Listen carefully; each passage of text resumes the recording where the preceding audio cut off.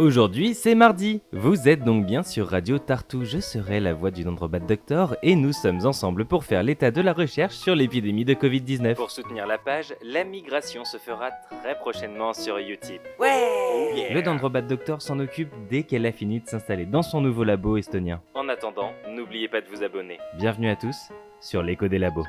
Fail de la semaine. On se remet en jambes doucement cette semaine. Pourquoi? Parce que le Dendrobat Doctor n'a pas vraiment fait sa veille. Elle était occupée à ne plus être techniquement SDF et à faire des courses à un endroit où elle ne comprend aucune des langues sur les étiquettes, où elle ne sait pas se servir de la balance à peser les légumes et où la crème fraîche est une denrée rarissime. Alors, laissons-la tranquille un petit peu. Une vidéo s'est répandue comme une traînée de poudre. À coup du discours habituel du « Machin lâche une bombe en direct chez Trucmuche !» Comme mon casque pour faire du cheval. Même pas mal. C'est pas mal là, ton petit casque, fais voir. Tiens. Oh purée, je pensais pas que ça marcherait. Il est vraiment con ce Michel. Hein. Oui. Le ministre de la Santé d'Australie aurait annoncé à la télévision nationale que 78% des hospitalisés étaient totalement vaccinés et 17% partiellement. Outre le fait que la rhétorique est toujours la même et que, logiquement, chaque fois qu'on vous envoie un lien avec ce genre de formule, votre réflexe par défaut doit être de ne pas le croire, on voit aussi à quel point les gens qui relaient ce genre d'informations font preuve de paresse intellectuelle. Mais du coup, c'est parce qu'il est... Fatigué. Le ministre est juste fatigué, sa langue a fourché et il a inversé les chiffres, qui sont donc de 78% de non-vaccinés, 17% de vaccinés partiels et 5% de vaccinés complets hospitalisés. Et c'est super facile à vérifier, les Australiens ont un site pour ça, il s'appelle Covid Live et on vous le met en description. Donc, rien de nouveau sous le soleil. Oh la chance, ils ont du soleil. Découverte de la semaine. On en sait un peu plus sur les séquelles du Covid, et cela même chez les patients qui n'ont pas fait de forme grave. Une équipe britannique s'est ainsi penchée sur les effets de l'infection au SARS-CoV-2 sur le cerveau, en utilisant Biobank, une gigantesque base de données d'imagerie médicale contenant notamment les IRM cérébrales de plus de 45 000 patients, de toutes les classes sociales et présentant tous les états de santé variés, de tous âges et de tous sexes. Sexe.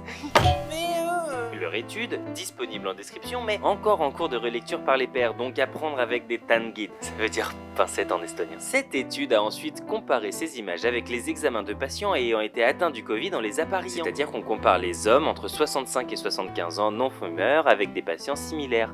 Et ainsi pour chaque catégorie. Le résultat est une réduction marquée de l'épaisseur de la matière grise, en particulier dans les lobes frontaux et temporaux, entre les patients infectés et les autres, et cela peu importe qu'ils aient fait une forme grave ou n'aient eu que quelques symptômes légers. L'amincissement de ce tissu est un processus normal du vieillissement. Il est à l'origine du déclin des fonctions cognitives, en particulier une plus grande lenteur et une difficulté accrue à traiter les informations. Mais de telles différences ne devraient pas apparaître entre les individus d'âge comparable. Une découverte très précieuse, mais qui pose aussi plus de questions qu'elle n'en résout. Les symptômes éprouvés par les patients sont-ils les mêmes dans le cas de cet amincissement anormal que ceux qui se produisent dans le cadre du vieillissement normal ? Qu'est-ce que cet état implique pour le rythme et la suite du processus normal de vieillissement chez les patients jeunes comme moi, mais qui présentent déjà cet état? C'est pour un copain. Et surtout, cet état est-il définitif ou le cerveau peut-il récupérer? S'il le peut, dans quelle mesure, avec quelles séquelles, jusqu'à quel âge? Il y a encore beaucoup de travail à faire sur le sujet. Piste de la semaine.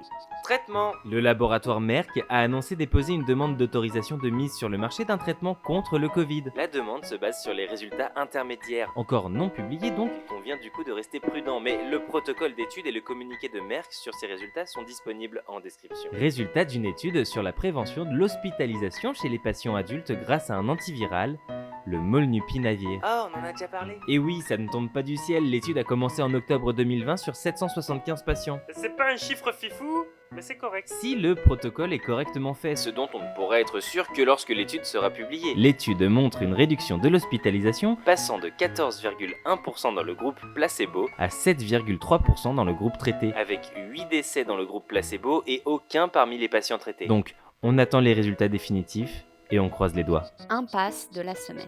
Hydroxychloroquine.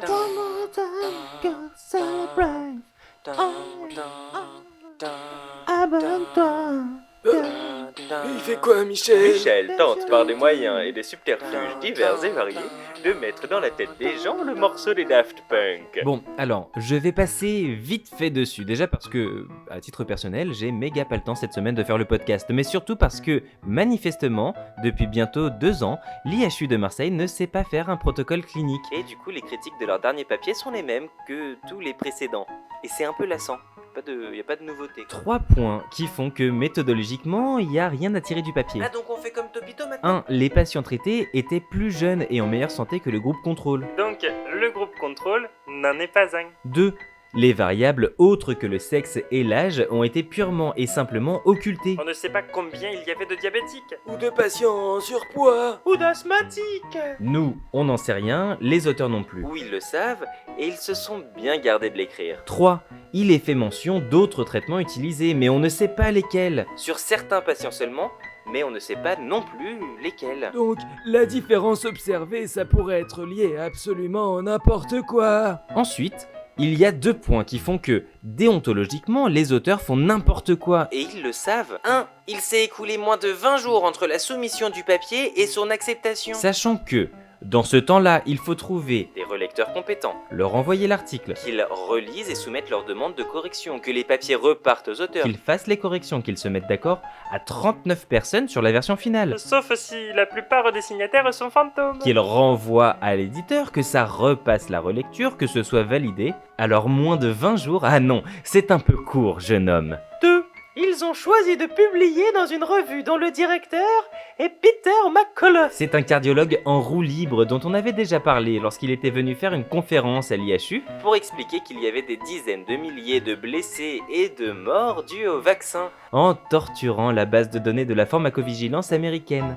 Il s'avère que AirVerify en a remis une couche. On vous glisse son post en description, voilà, donc inutile de l'envoyer au Dendrobat Doctor pour savoir ce qu'elle en pense. Elle n'en pense rien car c'est ni fait ni à faire. Mauvaise nouvelle de la semaine. Vaccination. Avec encore un quart des Français non immunisés et une vaccination qui stagne chez les majeurs, l'immunité collective n'est pas encore pour demain. Chez les mineurs, ça tourne au ralenti, mais il y a encore un peu de dynamique. On vous en reparle dans la bonne nouvelle de la semaine, mais l'arrivée prochaine d'un vaccin à destination des 5-11 ans pourra sans doute permettre de gagner quelques pourcentages. Cependant, cela ne suffira pas à compenser les 12,8% d'habitants déjà éligibles et réfractaires ou qui ne peuvent pas vraiment puisque ce pourcentage inclut aussi les 12-17 ans qui ont, pour certains, besoin de l'accord parental. Notre source nous vient de Santé publique France et de Covid Tracker. Bonne nouvelle de la semaine. Vaccination des enfants. Le 28 septembre, Pfizer a déposé sa demande d'autorisation de mise sur le marché de son vaccin pour les 5-11 ans. Auprès de la FDA, l'agence américaine du médicament. La demande auprès de l'EMA L'agence de l'Union européenne. devrait suivre sous peu. Les données seront disponibles après leur étude par les agences concernées, Mais les premiers communiqués font état d'une bonne tolérance. avec des effets secondaires comparables à se retrouver chez les adolescents et les jeunes adultes de 16 à 25 ans. Et un taux d'anticorps comparable. Si les études sont considérées comme suffisamment solides, une arrivée aux États-Unis et au Canada est envisagée pour mi-octobre. Mais il faudra compter un peu plus pour l'Europe. Les résultats concernant les 6 mois à 4 ans doivent quant à eux arriver avant la fin de l'année. France. L'épidémie perd de son influence en France, sauf en Guyane et en Nouvelle-Calédonie qui sont, à l'heure actuelle, dans une situation extrêmement difficile. Mais le Dendrobat Doctor n'a absolument pas eu le temps de collecter et analyser les données de cette semaine. Dites-vous que c'est à peu près la Guadeloupe d'il y a 3 semaines, mais avec des tensions ethniques en plus. Wouhou, gros fun. Avec un R à 0,77, le pays s'apprête enfin à repasser sous le seuil objectif des 5000 cas par jour. C'est pas génial, mais c'est un mieux. Qu'est-ce que putain de quoi? Je suis toujours effaré de voir à quel point les gens peuvent être indignes. Vous vous souvenez du cas de Maxime B? C'était le jeune homme d'une vingtaine d'années qui est décédé quelques heures après sa 2e injection? Voilà. À l'époque, j'avais dit qu'on éviterait d'en parler, même si la famille avait l'air d'accuser publiquement la vaccination, parce que ces gens étaient tout à leur douleur et qu'il fallait leur foutre la paix en attendant l'autopsie. Et le nombre de fois où des antivax de bas étage ont balancé son cas comme argument massu était juste hallucinant. Dis donc, doucement maintenant sur les noms d'oiseaux. Oui, bah là, on est vraiment sur de la bassesse humaine. Voilà, désolé. Les premiers examens ont parlé. Maxime est mort d'une très grave allergie. Il n'avait fait aucune réaction à sa première injection et la seconde a eu lieu plus de 8 heures avant la réaction. Il a en revanche consommé accidentellement très peu de temps avant sa mort un aliment contenant un ingrédient auquel il était connu pour être allergique. Il a été victime d'un œdème de Coinck, Une complication rapide, violente et dangereuse bien connue des allergies alimentaires. là où les allergies par voie injectable génèrent plutôt des chocs anaphylactiques. Il faudra sans doute plus d'examens pour écarter la possibilité d'un effet cocktail. Le système immunitaire, déjà activé par le vaccin, a pu produire une allergie encore plus violente que d'ordinaire. Mais il ne fait aucun doute que les propos des antivax à l'époque n'étaient rien d'autre que la récupération sordide d'un drame d'une famille. Oui, bon bah ça va, c'est passé, on n'entendra plus de récupération comme ça, au moins ça c'est fait, on peut se dire ça comme non!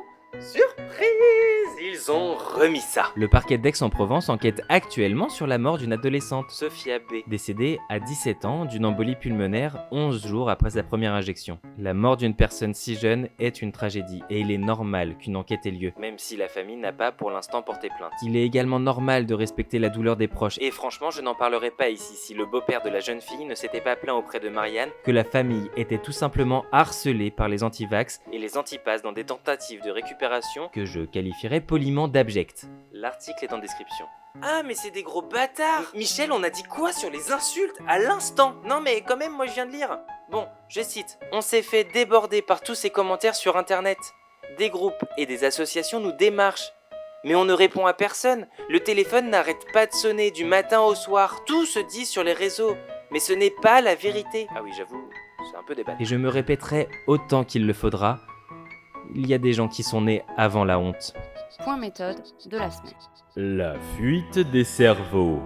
Comme vous avez été privé de sa présence pendant 2 semaines, Dont une liée directement au fait d'être dans un avion avec sa vie tenant dans seulement 2 valises. le Dendrobat Doctor s'est dit qu'un petit point s'imposait. La fuite des cerveaux est un sujet vaste et complexe. Si jamais ça vous intéresse qu'on fasse un billet hors sujet là-dessus, un de ces 4, manifestez-vous en commentaire. Ou juste dites-nous bonjour en commentaire.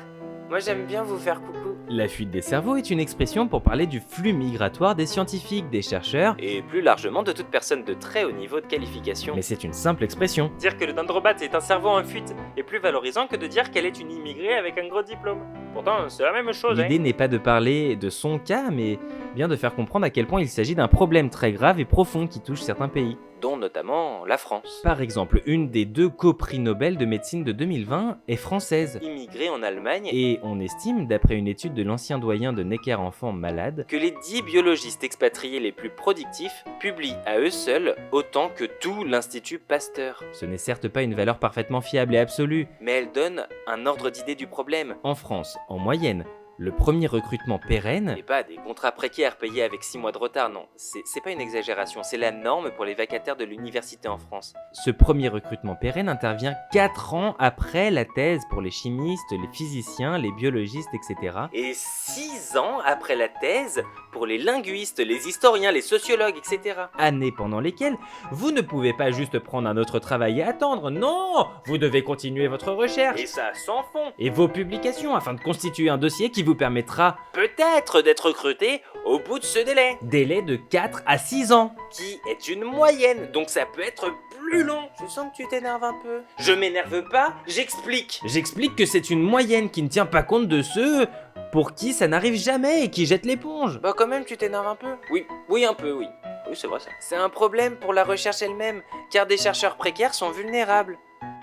Si on leur dit de ne pas publier des résultats qui n'arrangent pas les labos, sans quoi on ne renouvelle pas leur contrat, si on leur dit d'accepter un article qu'ils relisent s'ils veulent qu'on valide leur titre de séjour, ou si on leur explique que leur titularisation dépend de leur capacité à prouver ce que le directeur d'institut a décidé qui devait être vrai, l'intégrité professionnelle est fragile face au risque de loyer impayé et du frigo vide. Si vous voulez plus de chiffres sur le sujet, je vous laisse cet excellent rapport en description centré sur la partie université, Il y a aussi le CNRS, l'INRA, etc. mais qui a le mérite de bien mettre le problème en lumière sous toutes ses coutures. Et de ce fait, le Dendrobat Doctor est désormais loin de sa famille, de ses amis dont je fais personnellement partie, et des vignobles du Bon Basillac, qu'elle apprécie peut-être même plus que moi.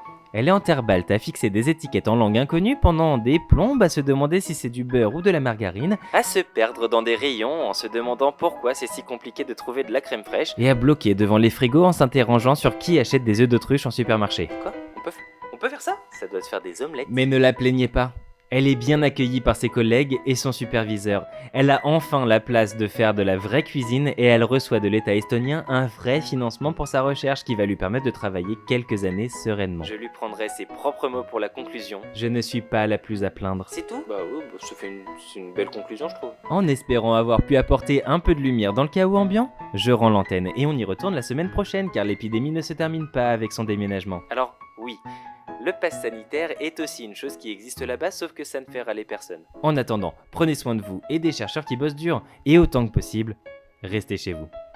Bisous! Bisous. Oh, mais quand même, j'ai froid. Michel, fais pas l'enfant. Puis il y a vachement moins de soleil en Estonie. Michel, ne fais pas l'enfant. Oh, un élan. Oh putain, Michel, ne fais pas l'enfant.